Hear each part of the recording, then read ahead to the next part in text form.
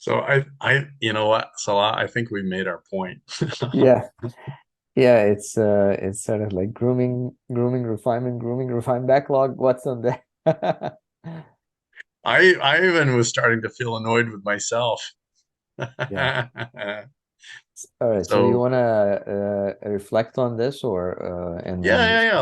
Let's so I Yeah. think, it may be obvious at this point, but Yeah. we were giving an example of how one person might use one word for something, another person use something else, and Mm. how that can really cause some friction, slow things down, confusion. For instance, there was a number of times where you were asking me, "Is this what you mean? Is this something else?" Right? You could see Yeah. sort of like, is Yeah. this guy hearing what I'm saying? Because I don't think he's using the same words. Yeah. Yeah, it sort of interrupts the flow of the conversation and just causing this sort of you know, I'm thinking about, okay, what is this the same word or is this different? I mean, it's a different word, but does it mean the same thing? And why is he using a different word when than the word I used? So it sort of, keeps interrupting the conversation and makes it very sort of like sluggish. We're kind of like circling back to the same. Yeah. I say backlog, you say what's on deck, I say grooming, you say refinement. Tomato, tomato, potato, potato. And they're like Call just the sort of whole like thing off, right? dancing around the conversation and not having the real conversation, which is, what I want out of it is sort of like, oh, I want to prioritize my activities so Yeah. that I I can don't want to argue about words. decide. Yeah, exactly. You can almost feel like some friction there, like it's starting to break down the rapport. And, do I have to be careful about what I say about this person? Do I have to, am I using the Yeah. right word? Am I gonna get in trouble by using a word he doesn't like? What's going Yeah. on? Yeah, definitely that's the um kind of the relationship aspect, is this going to impact the relationship, but it's also the clarity aspect or confusion. Like I'm confused now about what you're saying because I am saying something different. And And it uh might it might seem like a minor thing, but if it yeah, slows us down and causes confusion, it's not a minor thing. exactly. Yep. That's an obstacle, communication obstacle. So we need to figure out how to remove that obstacle or figure out a way to improve that flow of the conversation. So we wanted to have that little back and forth there as a way to introduce the various competencies and markers related to this module about using the coachee's own words. And it's important for folks to be familiar with the competencies and markers to make sure you're embodying them in your coaching, and so that they will naturally come out when you make that recording that you're going to submit to ICF if you're headed down that path in order to get your credential.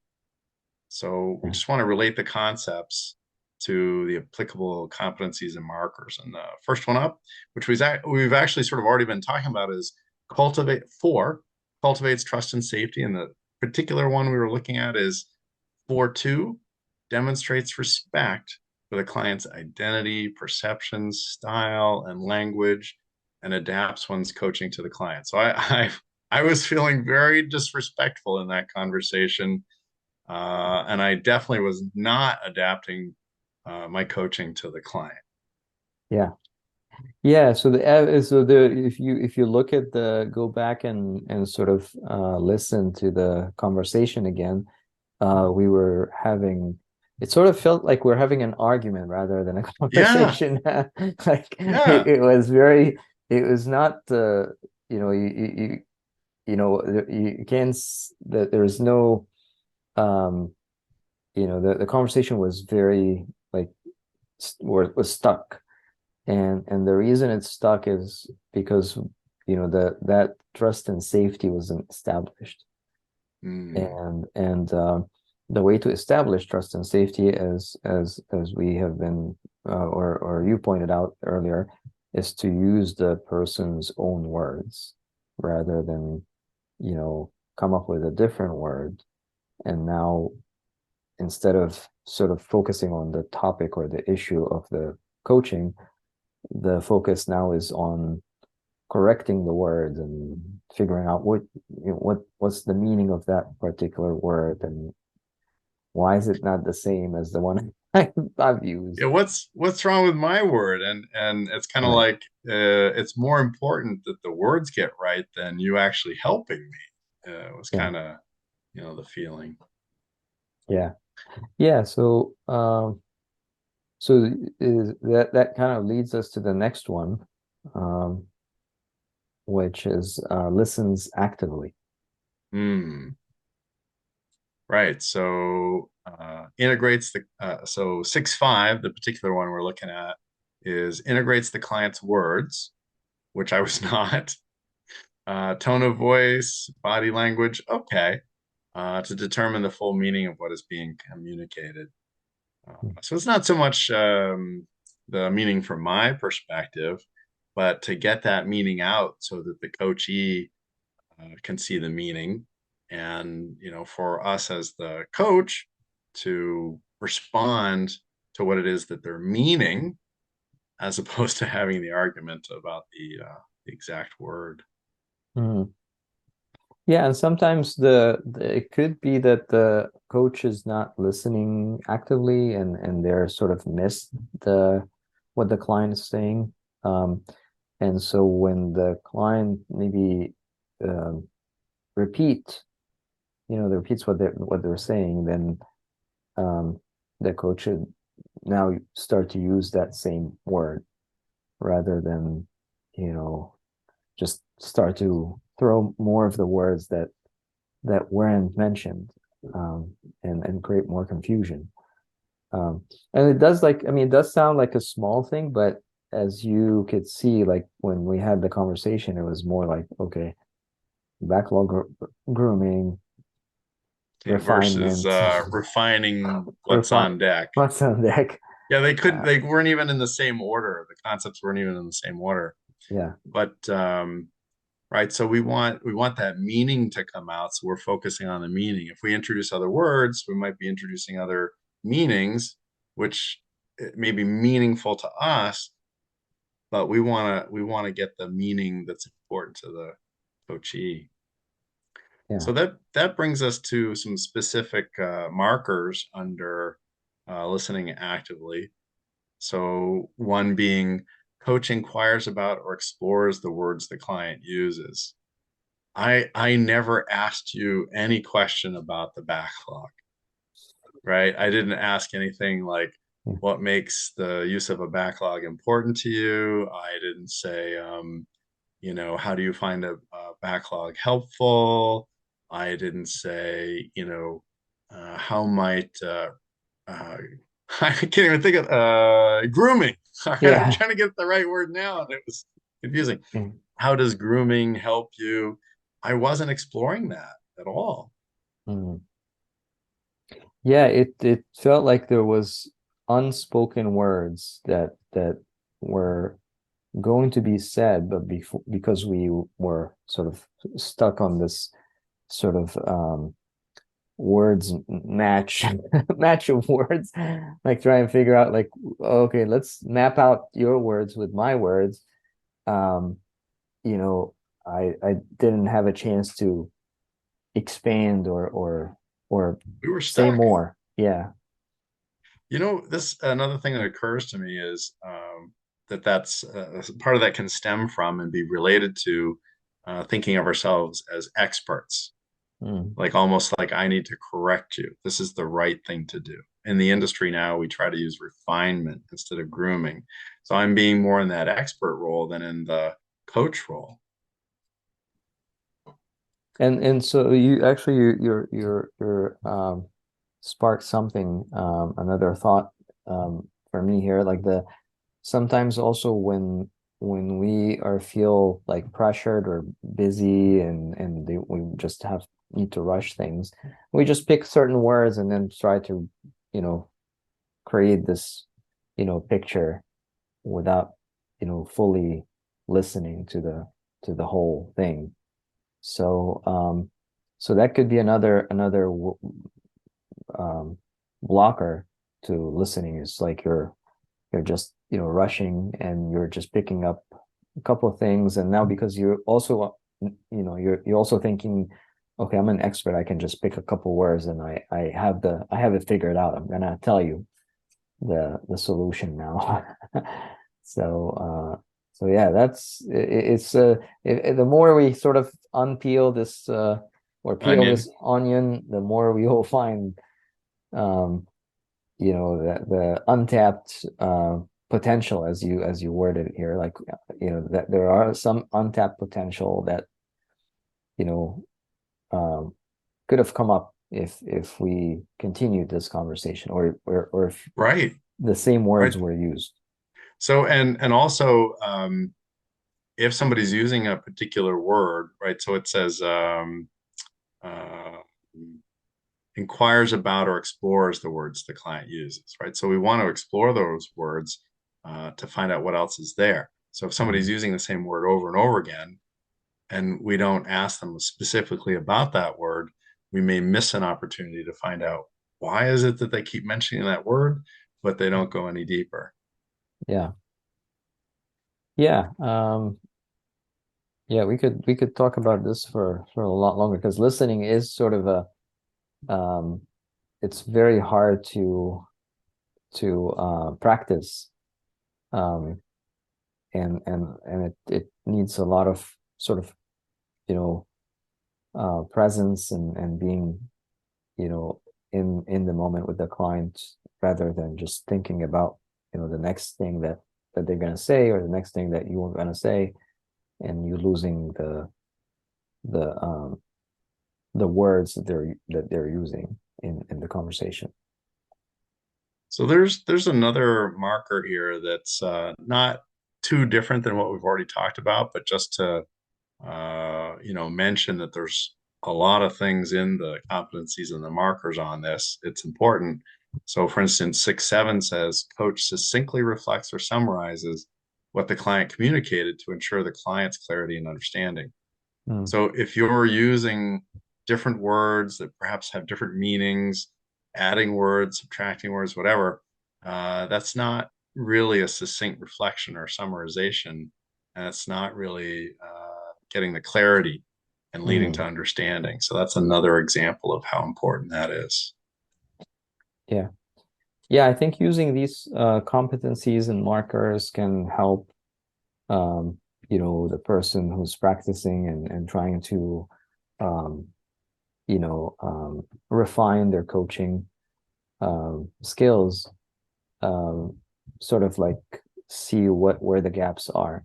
Like as you pointed out, a lot of the in the scenario that we just played out, the idea of if you go through these markers and the competencies, there are a lot of gaps that a lot of things that we missed by not repeating or using their own words. Mm. Um, so okay, are we ready to go to the next one, or? Yeah, I think so.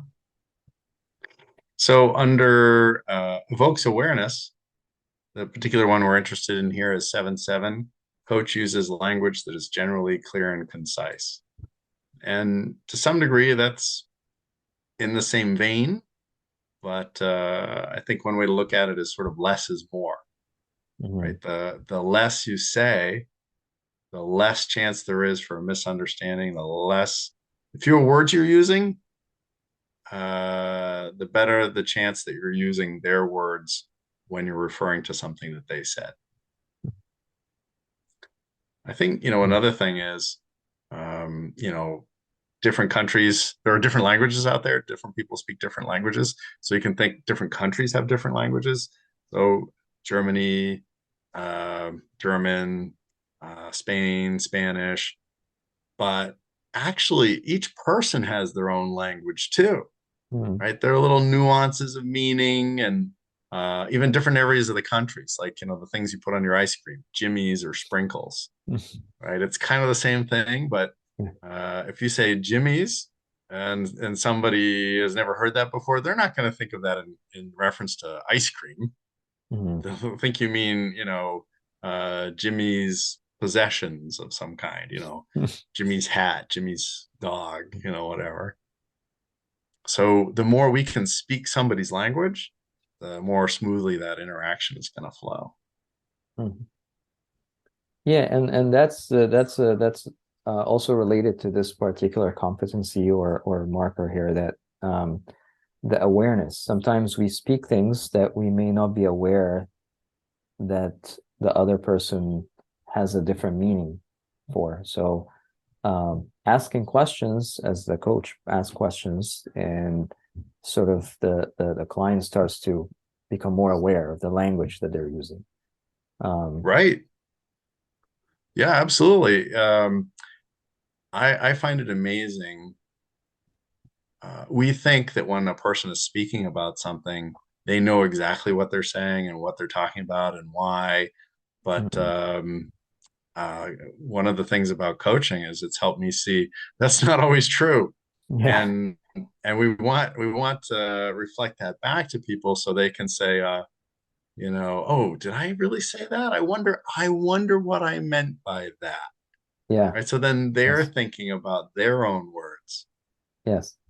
Yeah, we often have, I mean, I'm sure, many of us say, uh,